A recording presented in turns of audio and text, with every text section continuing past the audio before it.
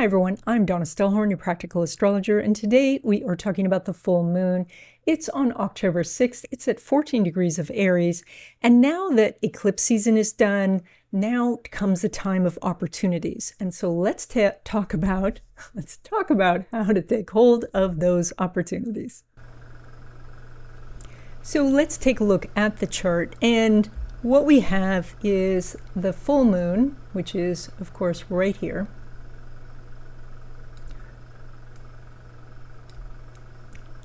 I'm still learning how to draw. And so with this full moon chart, we look at what kind of aspects it's making and what else is going on in the chart. And very specifically, the things that are jumping out at me, let me get rid of those blue lines, is that we've got Mercury here at 0 degrees and then Neptune here at 0 degrees. Now 0 degrees is a very interesting energy, because different than 1 degrees and 2 degrees, 0 is all possibilities. There's a myriad of possibilities, and it can feel so much so that it's overwhelming.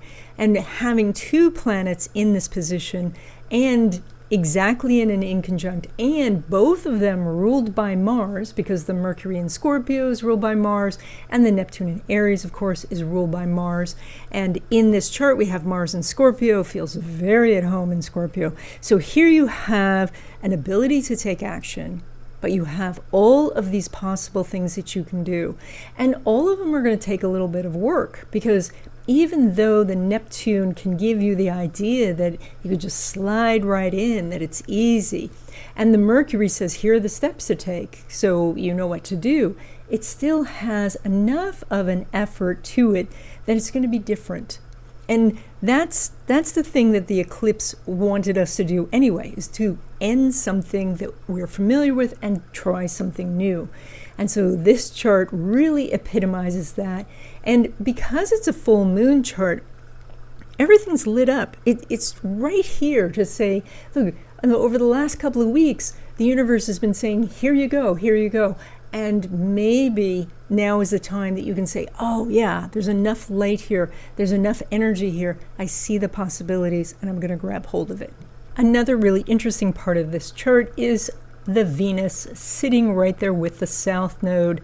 So Venus is what we want and what we like and what we think will be comfortable and delicious, and the South Node is the familiar. So right there we have this desire to stay with what we know. And yet with these two planets at 0 degrees and this full moon saying the energy is very high, now's really the time to say, what can I do that's different? What's the different path I can take? How can I think differently? How can I take a different route, to what I want to do? With an astrology reading, you get more information about who you are, your talents and abilities. You get to see what obstacles are ahead, and you can get a game plan for how to get past those obstacles and find success. So if you're interested in having a reading, there's a link in the description. Okay, let's take a look at your sign. Okay, Gemini, your short-term opportunities are around some sort of job. There could be a gig that you get, or that you get to work with someone you want to work with, or someone comes in to help you on a temporary basis. So something shifts about your job, and it is an opportunity for you. So as you grab hold of it, you'll see how it could have repercussions for later.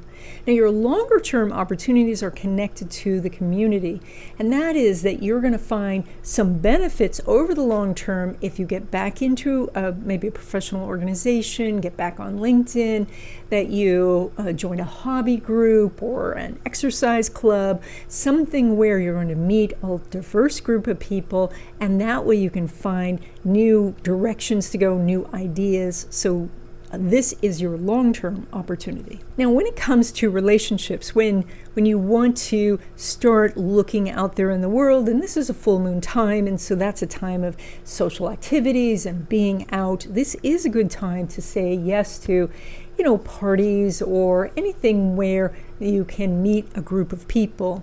When it comes to your existing relationship, the energy is a little bit quieter. It's about having a little bit of romance, about coming together maybe for a date or doing something where you can celebrate the love that you have for each other and put some emphasis on that. Now, that might be out in the world that you're celebrating, or it could be home, just the two of you, candlelight and stuff like that. Now, when it comes to your money, the energy is about looking at what your bigger goals are and asking yourself, what is in the way? How much progress have you made?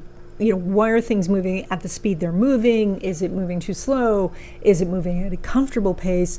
So looking at that and making some adjustments. This is a time to assess where you are in your goals. Now, you might say, I never make goals. I think sometimes that's fine, but it is kind of like getting in the car and saying, I don't know where we're going to end up. And that can be okay unless you're hungry, because then you might say, we want to end up at a restaurant. That's still a goal. Or you might say, we want to have a route where there's a rest stop on the way.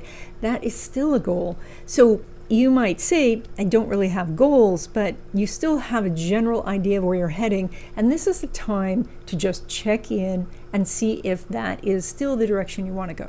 Now, when it comes to money from business or from your career, the interesting thing is this chart has hardly any aspects, which I think is so interesting after such an intense eclipse period that now we have this very quiet energy.